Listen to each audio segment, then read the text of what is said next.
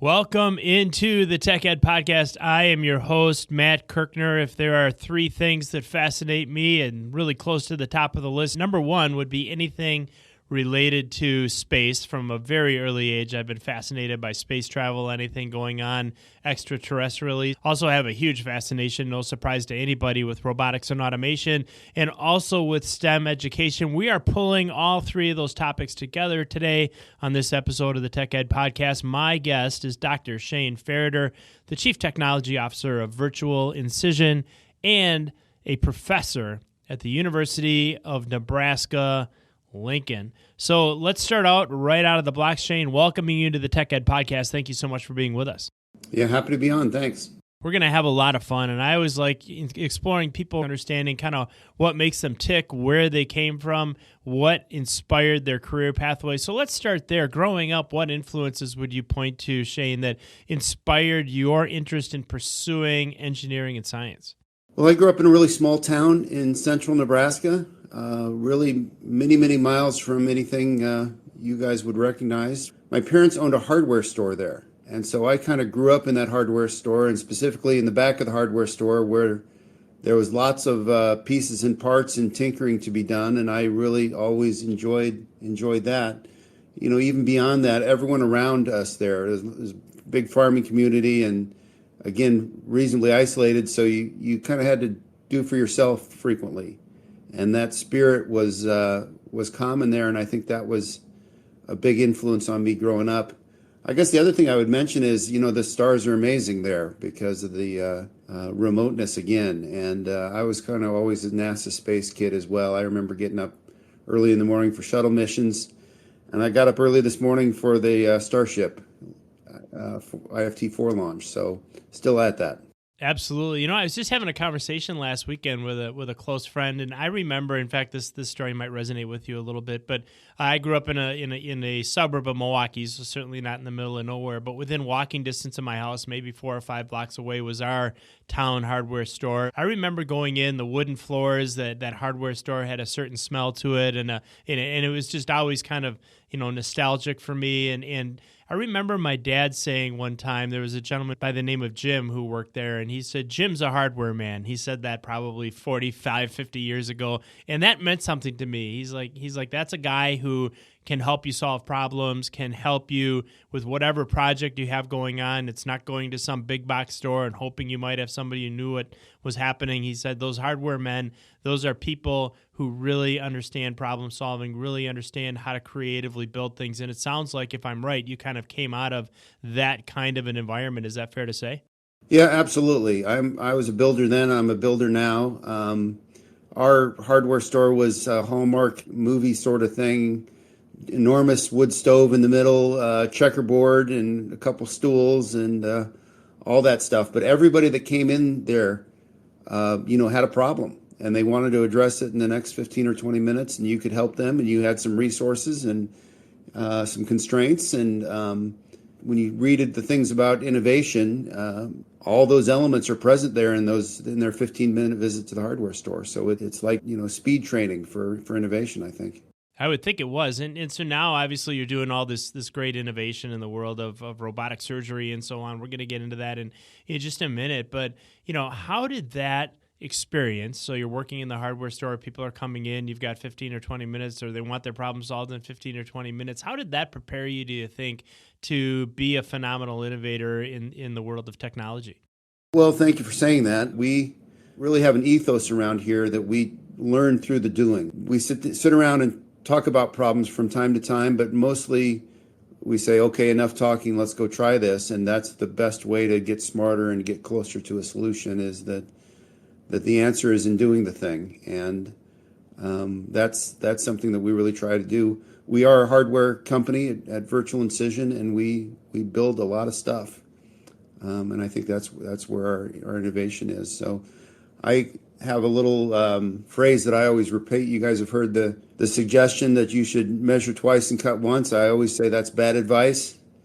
That only works if you know exactly how long your board should be and you're following a plan in that situation. Don't worry about measuring, cut twice. Boards are pretty cheap, and if you don't know how long your board should be, cut one and try it out, and you can make it longer or shorter, get another board and go at it again. So it's really a different way of thinking about things that I think has served us well. Well, if you're going to do one or the other, cut it a little bit long the first time, because you can always cut it shorter. That's probably a little bit easier.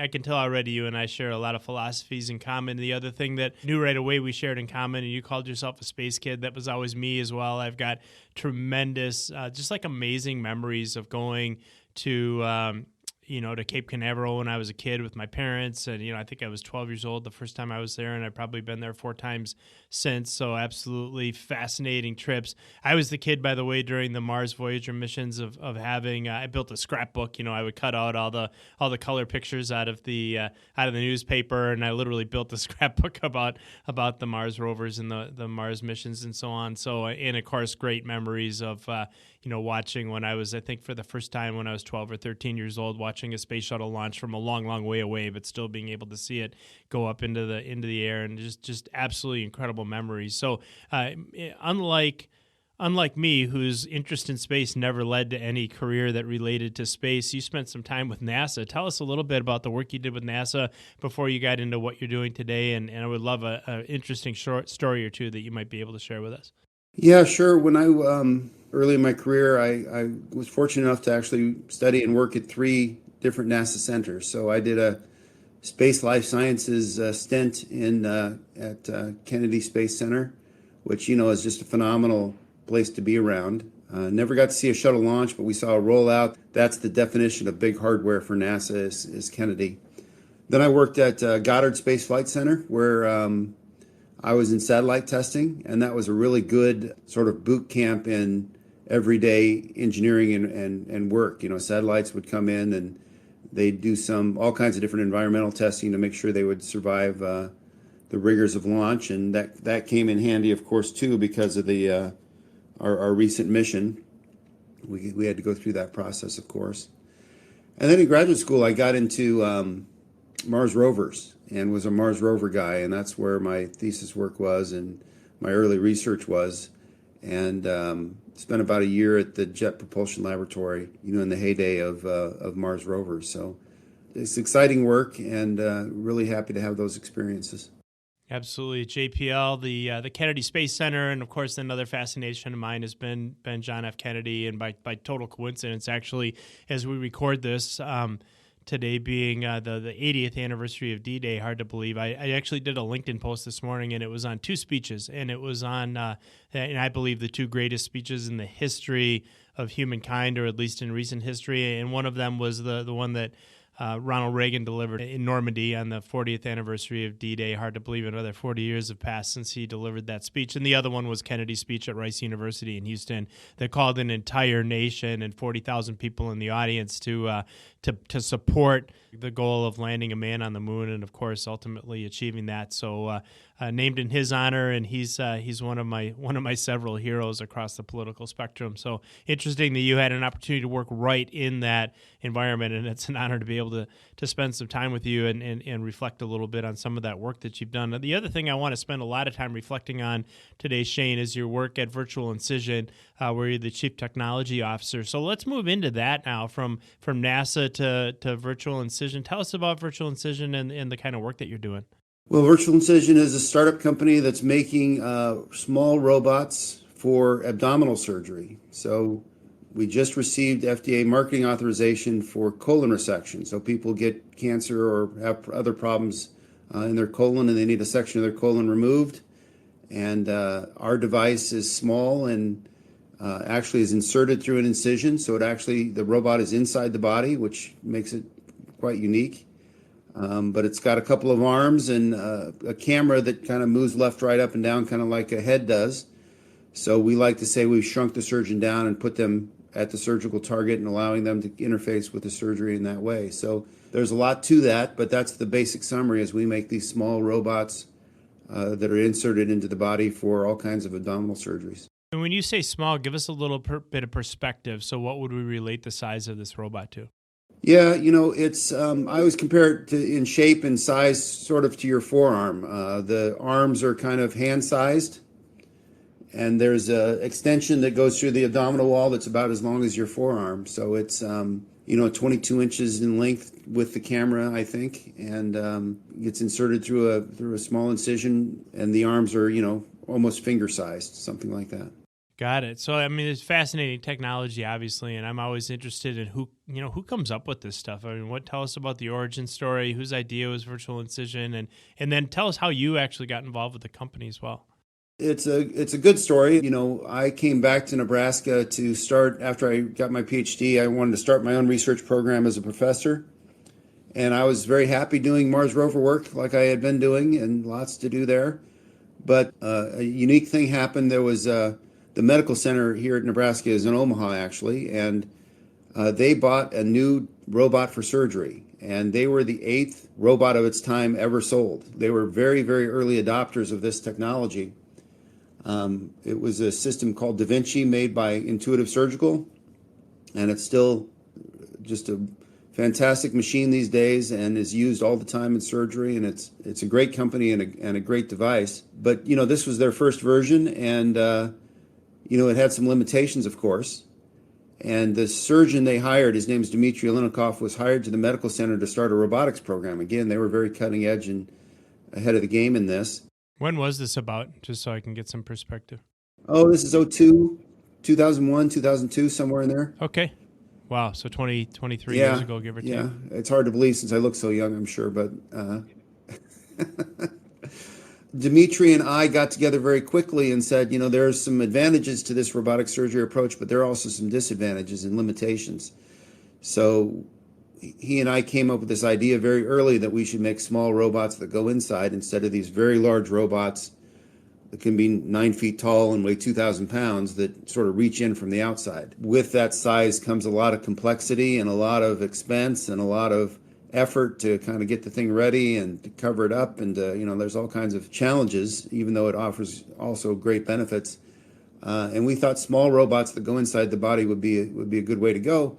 And we did what I said earlier. We started making robots and trying them out. And the first robots I look back on and don't quite know what we were thinking, but we started making rovers that would actually drive around inside the abdominal cavity and have cameras and would do rover-like things.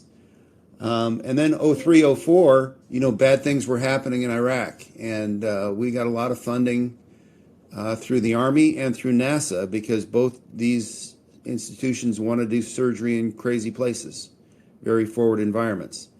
And this idea of telepresence or telesurgery became interesting.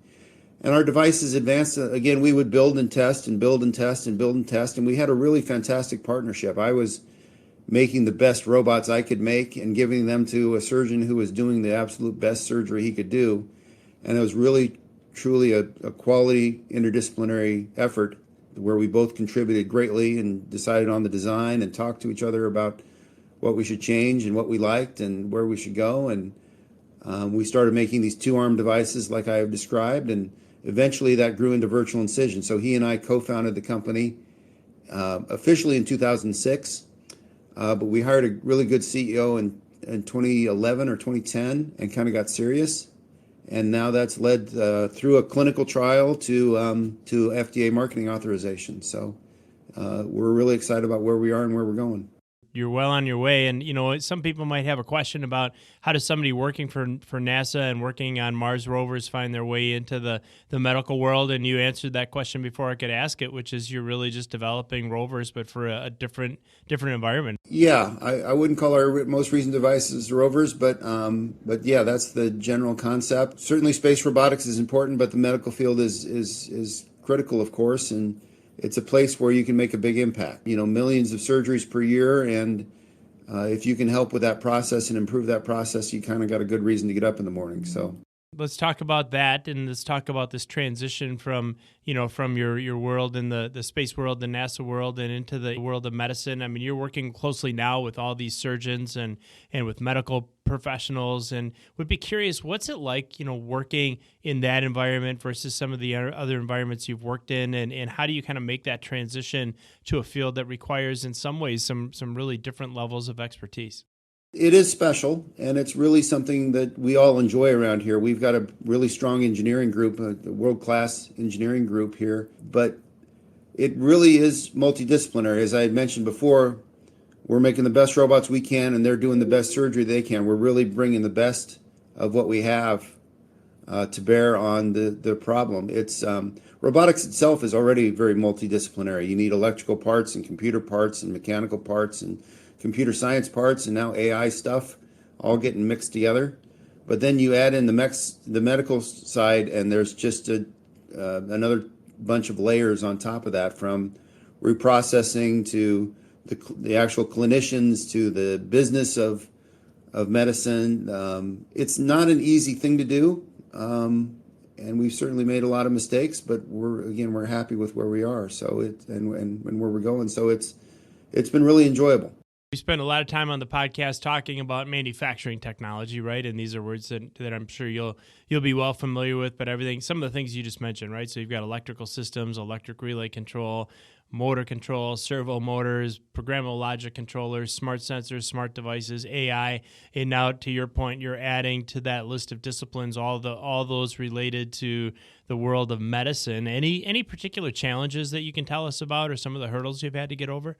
Oh, yeah, absolutely. So we do our manufacturing here in Lincoln, Nebraska, but we have an excellent team that's working on the manufacturing side, and an excellent leader, Eric Kleiss, on the helping us with that. I'd mentioned we're MDSAP and ISO 13485 certified. It means you're certified to produce medical devices, roughly, and there's a lot that goes into that in terms of documentation of what you build. Every robot we build pops out of the end of the line with a big 3-ring binder where everyone's signed off on all the quality and the effort involved. We recognize we're in a serious business doing serious work, and we need to do a really fine job with that. So, yeah, the idea isn't the key. It's the translating the idea through manufacturing into the real world that's really the key. We always talk about, people that are successful are just people who stood up one more time and they fell down. And certainly, I've been in emerging technology fields. It's been a little while for me, but spent a lot of time in the RFID space when that technology was just coming of age, 25 and 30 years ago. And so know a little bit what it's like to go through the trial and error of development. Do you have a specific story or one that sticks out to you where it was like, wow, that was really a challenge that we had to figure out a way to get around or get over? All of our stuff we make is very, very small. So we want to make small, handheld, lightweight. Our device weighs a couple pounds. So that's definitely a challenge across the board, is just this miniaturization effort. So, our circuit boards are small. We have a lot of energy that we're producing in a small volume. So you have to have good thermal management. And, I guess just this, again, the smallness is probably a sort of a global problem that is a challenge. Shane, we talk a lot here on the podcast about robotics and automation, and we've had, Mike Chico as the president and CEO of Fanuc America, largest robotics company in the world. He's been on 3 times, I think. I think he's still the all-time leading podcast episode guest here on the Tech Ed podcast. But we've had folks from Boston Dynamics, and lots of people are familiar with Spot, the Spot robot. We've had Auto Motors and Matt Rendell. He's the CEO there, and the autonomous mobile robot technology that he's utilizing. Sold his company, by the way, to Rockwell Automation for $600 million. So you can never know where this technology might go. But we've explored all these applications for robots on the podcast, but never specifically for surgical applications. So dive in a little bit more with our audience about just in general, certainly your technology, but maybe other technologies you see emerging in the healthcare space, about the current landscape of surgical robots and how are these practices being used in healthcare across the span today. So there's all kinds of different surgical robotics. There's things for orthopedics and spine surgery and ENT, and there's all kinds of categories, ophthalmology, all kinds of categories of surgical robots. And again, we're talking mostly about these soft tissue devices for abdominal surgery. And that space is really dominated by Intuitive Surgical, like I mentioned before, is a fantastic device. And I don't know, there are thousands of these units in hospitals across the United States. Really does a lot of good for a lot of people. But as I said before, there's many advantages in every. If I needed surgery in my abdominal cavity, I'd want it done with that device these days, I think. But with all those advantages, there's also drawbacks, and it is a complicated machine. It is a very expensive machine, not just in the initial cost, but in the use. And it takes a little while to set up, and so there are some other limitations. So we like to think of ourselves sort of as a complement to these other technologies. That there are certain cases where we make a lot of sense, we think, and we can kind of be side by side with these other devices and technologies. Because of our small size, one of the simple factors is we can roll into any operating room in just a matter of minutes, literally 5 or 6 minutes, you can have the device set up and ready to go. And that's sort of unheard of in this other world where you have a 2,000-pound device that takes over a room and then you schedule surgeries around that. We kind of look at it from the other way, that we don't care what room we're in, just roll in and use us, and that gives you a lot of flexibility in some of these areas. So it gives access to more surgeons and ultimately access to more patients to robotic technologies. So it's interesting because there is sort of a growth in this field. There's several surgical robotics that have popped out over the last couple of years, and it's an exciting time. It's kind of like the space environment. There's a lot going on in space these days too. So absolutely, we're going to get to that in just a moment as we kind of think about the exciting times that we're in, and maybe looking in a couple different ways at the future. That the first thought that I have, Shane, and the question that occurred to me is, do you think we'll reach a time, and I don't know if it's in the next 20, 30, 40, 50 years, where we look back and actually marvel that there was a time when we did surgery by hand as opposed to robotically, or where do you think we'll end up? Well, yeah, so we were just invited, just last week I was in Chicago because they have the International Museum of Surgical Science there. They have a traveling exhibit on space medicine, so they invited us to come talk and to display our device there. But it's about the history of surgery. And when you look back, yes, surgery used to be very, very rough. And I think it's probably short-sighted to think that, those people were bad or dumb or something, and now we're smart. It's not the case. It's just the progression of things. And we hope there's a Dr. McCoy around someday that waves a little whirling device over the top of you and your kidney's better. So we'll see where that goes. But when you look back, you're thankful for current technology for surgery and hopeful for new technology for surgery. Yeah, I'm not a big fan of the dentist, as I probably mentioned on this podcast before. For whatever reason, it's just not my thing. And my dad, who's now going to be 88 this year, told me years ago, he's like, you think you had it bad. You should have seen what dentistry looked like in the 1940s. And it puts it into perspective really, really quick. So I'm sure maybe in some ways that experience that you had in Chicago was similar. I want to talk now about kind of the future of your technology and bring this whole idea of your experience in space, your fascination with space, with the work that you're doing on the robotic surgery side. So you recently sent one of your robots into space, which I just think is like the coolest thing. That must have been a great moment for you. Tell us about that project and who was involved in it and what were the goals of that particular endeavor. It was a lot of fun. Let me lead with that. It was really exciting and quite enjoyable, and it went flawlessly, which is fantastic. Again, there's nothing easy about doing what we did, and it was very rewarding to have it work so well. I expected some bumps in the road, and things just went famously. So it was very exciting. But I had mentioned earlier that some of our research inside the university before Virtual Incision was sponsored by NASA because NASA wants to do surgery in crazy places. And you may not always have a surgeon next to someone who needs surgical assistance. So this idea of telesurgery comes into play, and the Army is also kind of has similar concerns. They want surgery in a very forward environment. We were given a grant by NASA. Actually, the grant went to the University of Nebraska with me as playing the role as professor there. But it's almost a capstone to me to the work that we've done for them over the years to get a flight mission out of it and to demonstrate what we developed as a technology over the years in such a visible and sort of dramatic way. So we received a grant. The initial grant was just to send our device up there and do some very simple autonomous tasks on the space station. So we went inside what's called an express rack locker. This is all enabled by the fact that we have small robots, right? You're not going to launch a 2,000-pound robot to the space station for a technology demonstration. But we had a very small robot. So the space station has what are called express racks, which is where they install science. And these express rack lockers are sort of these microwave-sized boxes that are the standard size for a science payload. And they can be put in modules, and there's kind of a system for doing science on the space station. It's an outgrowth of the mid-deck lockers, I think, on the shuttle. So we put our device inside an express rack locker with a simulated surgical tissue for the device to sort of demonstrate some operations on. But then we talked to NASA, and we actually extended our mission. So again, our initial mission was just to autonomously do some work. But we set up a second goal, which was to control our device from Earth and do sort of this telesurgery that we had always talked about on simulated tissue. But January of this year, I think it was January 30th, we launched on a Falcon 9 rocket aboard the Cygnus Northrop Grumman cargo capsule and went up to the space station.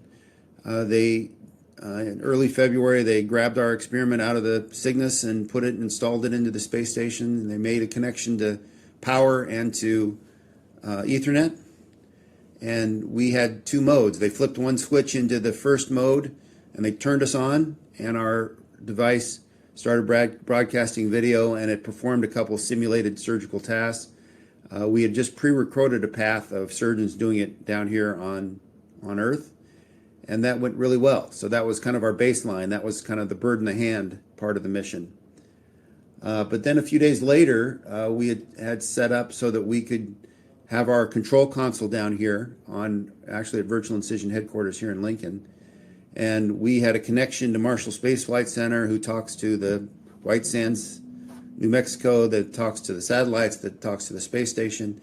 And we set up a communication link so that we could get live video down from the space station, and we could send commands to make the robot move. What kind of latency are you dealing with in that particular case, out of curiosity?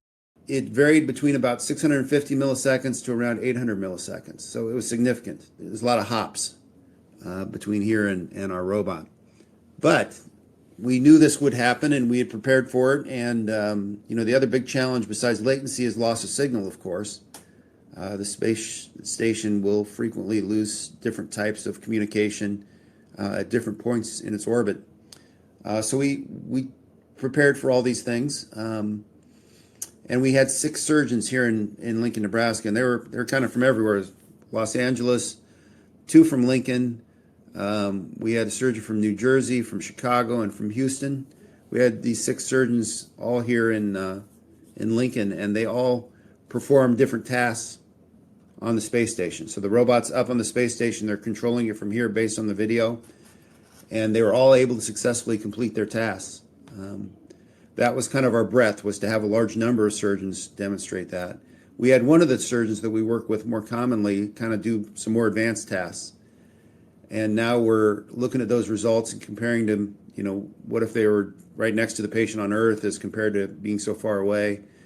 The space station, of course, its closest can be sort of 250 miles over your head, but it orbits in 90 minutes, and we did surgery for a couple of hours, so at some point it was 8,000 miles away. So it's a pretty remote environment for controlling a surgical robot, and nice to be the first surgical robot in space, and it's nice to have such a successful demonstration of the technology. Yeah, for the rest of the time, you'll be the first surgical robot in space. That's really cool. And you wonder sometimes what the astronauts on the International Space Station are up to, and it's this kind of research and obviously continuing to drive innovation. And thank goodness for people that are dedicated to that kind of work. I don't know if you do. If I know the space station is going over, I still go outside and look at it. Do you do the same thing? I've done it many times, and I drag my kids too. Yeah, exactly. As have I. I think the best episode was when we were in Door County, Wisconsin, which is kind of the peninsula in Wisconsin that juts out into Lake Michigan, and we actually went out on a dock and watched it go over. And it was actually my son that had suggested we do that, and the whole family, grandparents included, went out at 11:30 at night, I think it was, to take a look. But just absolutely fascinated by by that kind of technology. So let's keep going. Still focusing on the future, Shane, and implications of this kind of work has for the future of space exploration. I mean, you can start to kind of think about our ability to provide healthcare to individuals as they're in space, whether they're on the space station, on the moon, eventually on Mars, if folks like Elon Musk are to be believed, and talk about the implications for the future of space exploration that your technology has. Well, you went through quite a few of them, but Earth to the space station to the moon, gateway down to the surface of the moon, on the surface of the moon, and then further beyond that, as NASA talks about going further. More of this kind of technologies are needed, I think. So we also talked to NASA about, station keeping. We have a small dexterous robot. Can we flip switches and mate connectors and do all those sorts of things? So we're continuing to talk to them about other applications beyond surgery. So I think a lot of those case scenarios are yet to play out. One of the things that I'm really excited about is the potential in the future for telesurgery on Earth. We recently completed and we'll publish soon, about a telesurgery, practice surgery, between the University of Nebraska in Lincoln and University of Illinois, Chicago. And we just had 4 surgeons in Lincoln and 4 surgeons in Chicago, and we did surgeries back and forth. Every surgeon did a different procedure, back and forth. And that has very low latency and was quite reliable, and was really an exciting day to have so many surgeons involved and complete so many different procedures. So we're starting to explore this idea, and of course that has a lot of potential. If you can make surgery more efficient, that's an obvious advantage. But I'm from Nebraska and I'm from a rural area, so if there are small hospitals all across our country, and some of those have specialists and some don't. So if you have a local surgeon that's got a complicated case in a certain specialty, they could have someone dial in and support a procedure, allow that patient to stay near their family and their home.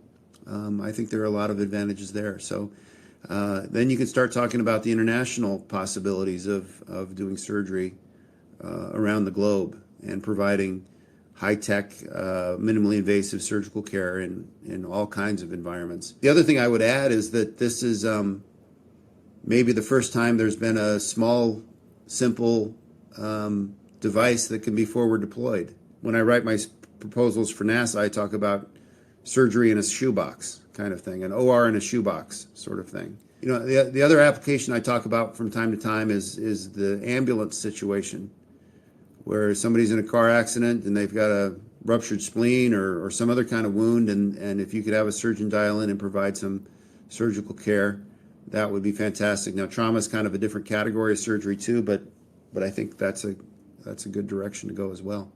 Absolutely. I'm old enough to remember actually when my town got its first paramedic unit, and before that it was basically EMTs, and just and how transformative that was, the level of care that could be delivered remotely and in transport that had never been done before, at least in the town that I grew up in. And now you think about literally possibly being able to perform some version of surgery while the patient is in transit. That's absolutely fascinating, and just a real interesting thought about the future of technology. Joining me on this episode of the Tech Ed Podcast, of course, is Dr. Shane Farritor, the Chief Technology Officer for Virtual Incision and professor at the University of Nebraska-Lincoln. We are going to go now into some of that education-related topic and the work going on at the university. Shane, you've got one of your students, a graduate student, as a matter of fact, at UNL, who's been involved in this research project. We have a lot of students that listen to the podcast, of course. So, how did that come about, and what value is your team and the student, for that matter, receive from the experience of that interaction? Well, all of my career, as a professor over 26 years has involved working closely with students and graduate students. And honestly, it's one of the most gratifying things of what I've done is the stack of theses on the wall. Yeah, Rachel Wagner has been the lead graduate student on this flight project. We've had several undergraduate students who have contributed as well. So we like to get undergraduate research experiences. I think that's something every undergraduate should do is seek research experiences, and if not that, some internships. Rachel's been fantastic. The job of the professor is to get good graduate students and then take credit for everything they do, and That's basically what happened here. She's has been a fantastic interface with NASA and has led the testing and design of the payload. And then, I mentioned we were terribly successful, and really that's a credit to her and her work in preparation for that.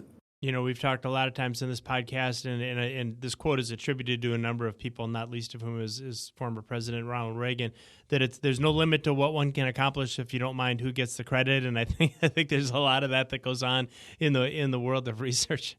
Yeah, I'm not sure it's always consensual when the graduate student has to give up the credit. Absolutely. Well, and you mentioned internships, and in several of our companies, we've had a data science intern on staff at all times now for I think going on 2.5 or 3 years. And I used to joke, in fact, I still do, that in the old days we would hire interns so that we can impart our great knowledge on the intern and kind of set them up for success. And anymore, we bring them around because they have a view of the world and they're familiar with technologies that we're not even aware exist. And so we learn more from the interns than they learn from us often. And I've got to believe that happens from time to time in your research as well.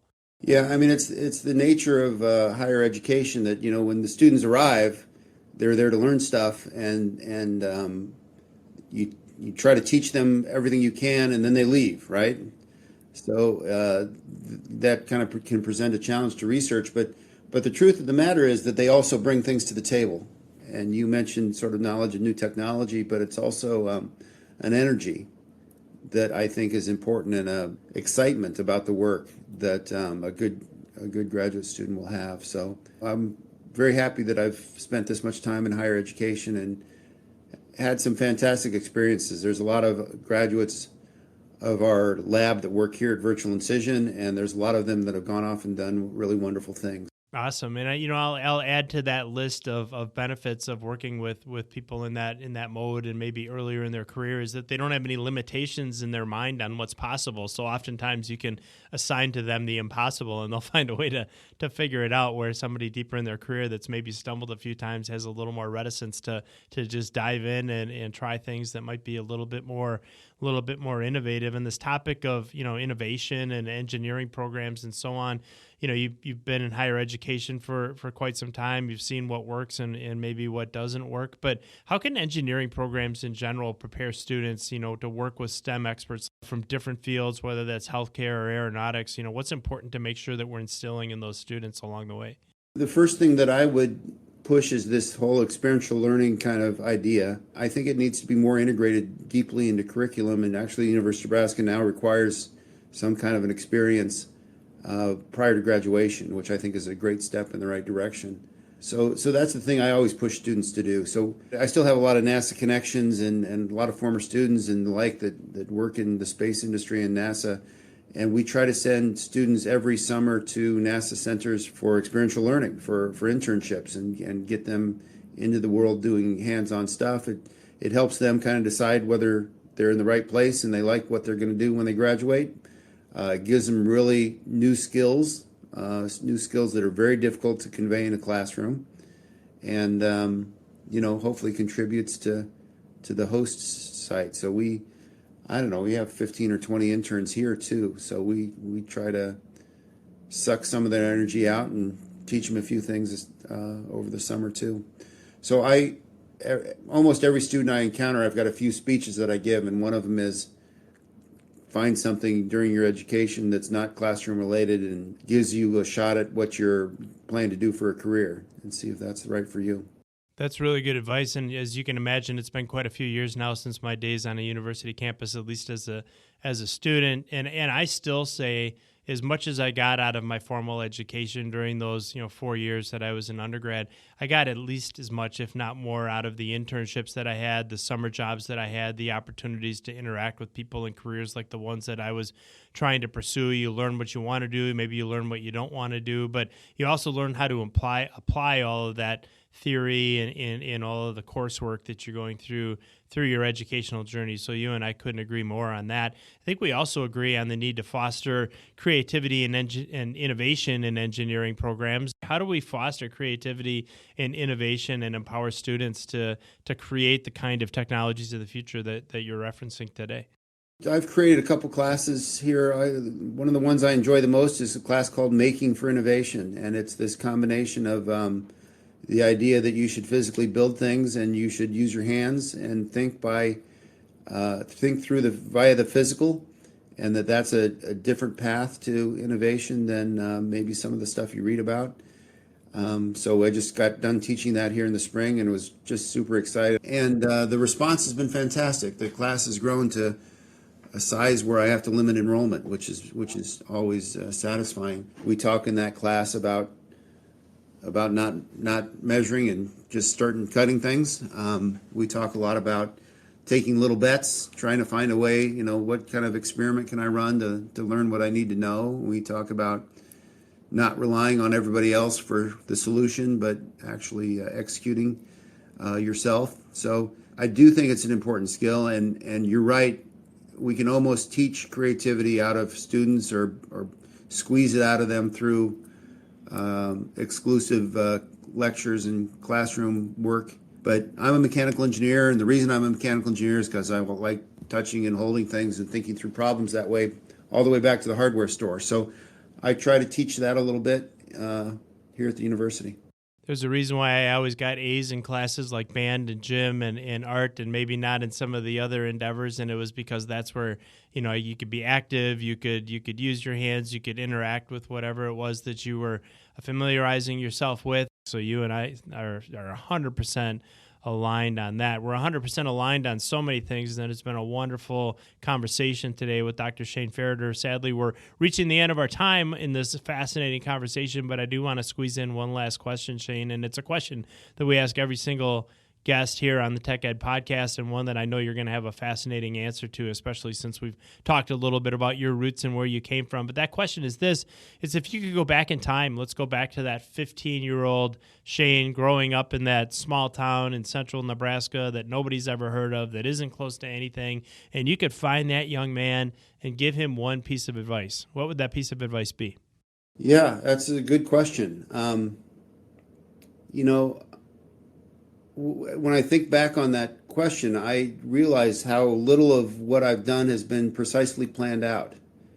And, it really, when I was that age, I was thinking about medicine and I was thinking about engineering. And looking back, it's so obvious to me that engineering was the right course. I would just suggest you stay the course and have some faith, I guess is what I would say. You've had such an amazing career, going all the way back in time. So few things are planned out. Life is like that, and you never know what the future might hold. Obviously, the future for that 15-year-old young man has held tremendous innovation and tremendous opportunity. And even as we think about looking to the future, my guess is that your work here on the planet Earth, Shane, isn't done, that you've got a lot more in the quiver there to add to the world of innovation, and look forward to seeing where things take you in the future. But for now, can't thank you enough for spending some time with us here on the Tech Ed Podcast. It's been a great joy to be on the podcast, so I appreciate this time to explore some of these things. We greatly appreciate it as well. You're a deep thinker. You're a fascinating individual. I've learned a ton. I know our audience has learned a ton. So thank you so much, Dr. Shane Farritor, for joining us on the Tech Ed Podcast. Of course, Dr. Farritor is the Chief Technology Officer for Virtual Incision and a professor at the University of Nebraska-Lincoln. We've had an awesome conversation with Dr. Farritor today. I hope you enjoyed it as much as I did, learning all about his background in space, all about robotic surgery, all about great advancements that are happening in technology, how we overcome challenges, how we continue to innovate. I absolutely loved this episode. If you loved it as much as I did, you are going to want to dive into the show notes. Of course, we put great show notes at the end of every episode. You'll find the show notes for this episode at techedpodcast.com/Farritor. That is techedpodcast.com/FARRITOR. Please reach out and find us on social media. We're all over. We're on LinkedIn. We're on TikTok. We're on Instagram. We're on Facebook. And the list goes on. Wherever you consume your social media, you will find the Tech Ed Podcast. So reach out, say hello, connect to us. We would love to hear from you. And until next week on the Tech Ed Podcast, I am your host, Matt Kirchner. Thanks for being with us.